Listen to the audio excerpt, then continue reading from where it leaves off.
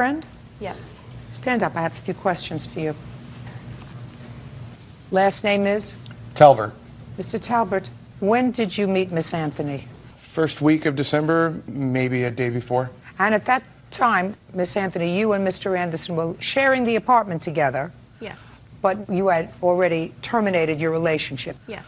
Now, Mr. Talbot, during the month of December 2008, how many nights did Miss Anthony spend in your home? Roughly 10 to 12 of those nights in my home. Thank you. You could be seated. Thank you so much. Okay. And this is Mr. Anderson's defense to moving out early and not paying you. See, he said that you had a one-bedroom apartment and you elected to take the bedroom when you separated. I took the bedroom because I purchased all the furniture in the apartment, and when we broke up, we made an agreement that he would stay in the living room and I would get the bedroom. I said, anytime I'm not there, feel free to stay in the bedroom. I'm not there. It doesn't matter to me. Okay. Mr. Anderson says that he did just that. He didn't tell me that that was an agreement that you had. Was that an agreement? Yes, sir. Or ma'am. But did move into the bedroom. And when you came home and found him in the bedroom, you put a lock on the bedroom door. He did not move into the bedroom. He was never in there. Then, Mr. Anderson, your defense to this action is that she made it impossible for you to live there, which is why you moved out on December 31st. Tell me how she made it impossible for you to live there. Well, obviously, since we were no longer together, I was just basically when I was home trying to keep to myself, just kind of stay out of her way, leave her alone. And she was constantly flaunting, you know, that she had moved on, that she was with somebody else. You know, I obviously had no way of knowing if she was, but that's what was being said to me. There was an agreement about the bedroom. I did use it a few times, but it was a little weird, you know, still with her stuff being in there, but it was a room and her cats weren't in there, so I used it. And then I came home one day and I looked down and there had been a deadbolt installed on the bedroom door. And the only reason I had access to any clothes or anything for the weekend was because I had left a load of clothes in the dryer. Everything I owned aside from a load of clothes and my computer was in the bedroom. Why did you put a deadbolt on? It was not a deadbolt. What was it? It was a regular lock, like Why? a bathroom door lock. Why? Because he was getting threatening, because he was jealous and he was insecure that I was out having fun and he was stuck at home. And he was grown. Just a second. Miss Anthony, how did it make any difference if you put a plain old lock on the bedroom door? You weren't sleeping there anyway, most of the time. So why would you put a lock on the bedroom door? Why? Because he kept getting threatening and asking me and questioning me about where I go, what I'm doing, and when it's none of his business. But what difference does it make, Miss Anthony? Because he kept pushing the fact that he wanted the bedroom, and that if I had the bedroom, I should pay more. But then he wouldn't want to pay more if he had the bedroom. All right. Miss Anthony, I agree with him. By putting a lock on the bedroom door, you effectively, constructively evicted him from part of his home. And you can't do that. And if that's what you did, you have to take care of the rent yourself. And, I mean, it may have been uncomfortable and was probably a very good idea that one of you left. But the fact that you precipitated it by changing the rules and putting a lock on the bedroom door when you, in fact, said to him, you can use it whenever you want it, whenever I'm not home. And according to Mr. Talbot, you spent the last half of the month of December at his home. So there was really no reason why Mr. Anderson couldn't use the bedroom and had to be relegated to the living room. And you changed the rules. You pay the rent. Obviously, it didn't stay locked. The case is dismissed. Rebecca Thompson is suing the mother of her son's schoolmate, Miranda Peters, for medical bills. Rebecca says Miranda's boy broke her son's arm while roughhousing. Your son? Yes, ma'am. Just next to you. Who was the basketball player?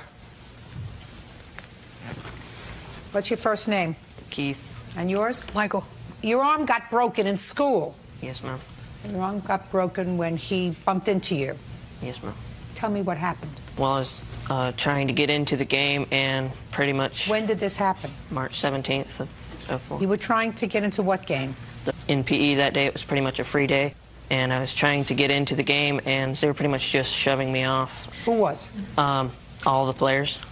So I would steal the ball and run away with it, trying to be funny, and all the players would chase me. So what I'm hearing is neither team wanted you to play that day, so you decided to play class clown and steal the ball and interrupt their game. Yes, ma'am. So what happened next? Well, all the players pretty much chased me down and eventually got it from me. And while I was standing in the crowd, he gestured for the other players to clear a path to me. And when he did, he tossed the ball at me. And whenever I saw it was coming at me, I just tensed up and turned, and it hit me in my left hip. Didn't hurt you? No, ma'am. And then what happened? I just sort of walked up to him. Behind him was a gym mat, pretty thick and soft. So I wrapped my arms around him and purposely fell onto the gym mat. Everybody was laughing, and he did the same thing to me.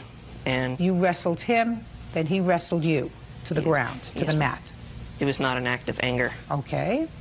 So you weren't angry with him? No, ma'am. And you don't think he was angry with you? No, ma'am. Is that right? Yes, ma'am. What happened next? Well, there was a rolled-up gym mat close to the compacted bleachers to the wall, and I got in between that, and just for the thrill of not being seen, and about 10 or 15 minutes. I don't understand what that means. Just for the thrill of not being seen. Just a childly... No, well, what were you doing? Nothing. You mean you were hiding? Yes, ma'am. Who were you hiding from? Nobody. Keith. Yes, ma'am. So far, I'm getting a whole good story. I love this story so far. He wasn't angry with you, you weren't angry with him, but now you're hiding someplace and you're not hiding from anybody. Well, that doesn't sound like you could... Well, I mean, me and my friend Anthony were both doing it, and he was behind another one to the right of me, and about... What were you doing? Just hiding. Just hiding? Yes, ma'am. Go ahead.